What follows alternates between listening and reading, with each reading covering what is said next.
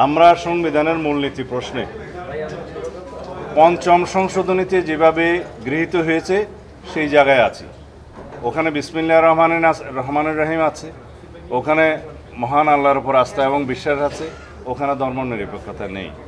আমরা সেই প্রস্তাবনার বিষয় এখানে আসছে না, তারপরে এটা প্রস্তাবনারও কিন্তু অংশ বললাম। রাষ্ট্র পরিচালনার মূলনীতির মধ্যেও এগুলো এসছে।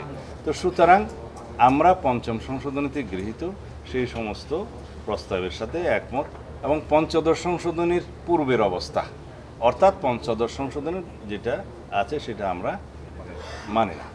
এখন তার সাথে আমরা যুক্ত করব এই চারটা শব্দ।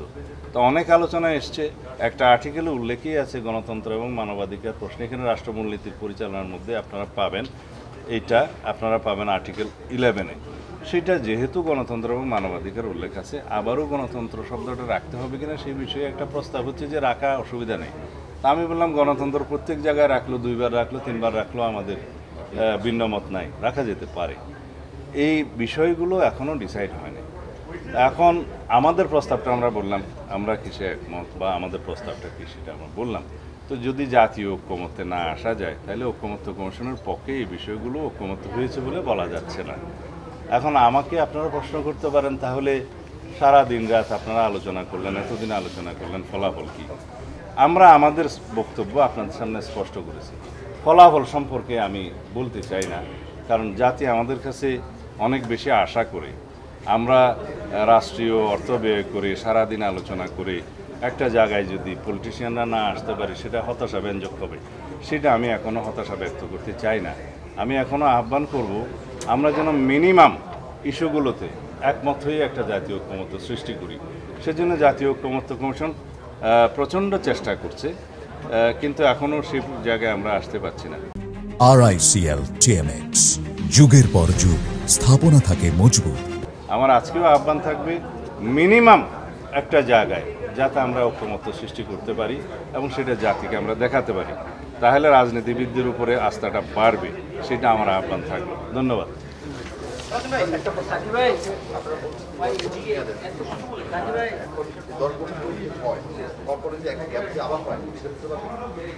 না, এই আলোচনা তো বলেছে, সিদ্ধান্ত হয়নি।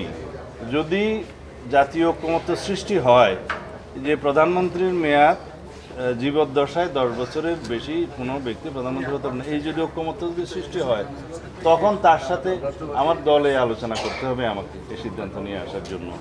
তারপর তার সাথে আমি বলেছি এনসিসির অথরিটি হিসাবে থাকবে কি থাকবে না সেটা আমাদের আপত্তি আছে, এনসিসির তখন আর প্রয়োজন নেই। তারপরে উচ্চকক্ষে কিভাবে সেটা নির্ধারিত হবে, উচ্চকক্ষের পাওয়ার অ্যান্ড ফাংশন কী হবে সেটাও এখানকার সাথে রিলেটেড। আমরা এক্সিকিউটিভকে ফাংশন করতে দিতে চাই। আমরা এক্সিকিউটিভ ব্রাঞ্চকে এবং লেজিসলেচারকে একটা ভারসাম্যমূলক অবস্থায় আনতে চাই। জুডিশিয়ারি, এক্সিকিউটিভ এবং লেজিসলেচার যদি একটা ভারসাম্যমূলক পরিস্থিতির সৃষ্টি হয় তখনই সুষ্ঠু রাষ্ট্র ব্যবস্থা হবে এবং ভারসাম্যমূলক একটা সমাজ ব্যবস্থা, রাষ্ট্রীয় কাঠামো নির্মিত হবে। এখন সেই জন্য যে পূর্বশর্তগুলো আগে আমরা বলেছিলাম বহুবার, সেই জন্য পূর্বশর্ত হচ্ছে একটা কেয়ারটেকার সরকারের অধীনে সুষ্ঠু সুন্দর নিরপেক্ষ নির্বাচন, স্বাধীন একটা নির্বাচন কমিশনকে ফাংশন করতে দেয়া এবং জুডিশিয়ারিকে প্রকৃতপক্ষে ইন্ডিপেন্ডেন্ট করা এবং রাষ্ট্রের যে ফ্রিডম অফ প্রেসটাকে এনশিওর করা। তাহলে এত কিছু আলোচনা আর লাগে না। আর যদি এক্সিকিউটিভকে, প্রধানমন্ত্রীকে যদি আমরা এখানেই লিমিট করে দিই তাহলে ভবিষ্যতে আর কোনো সাংবিধানিক একনায়কতন্ত্র বা স্বৈরাচার প্রতিষ্ঠা হবে না। সংসদের মধ্য দিয়ে কোনো স্বৈরাচার প্রতিষ্ঠা হওয়ার কোনো সুযোগ থাকবে না।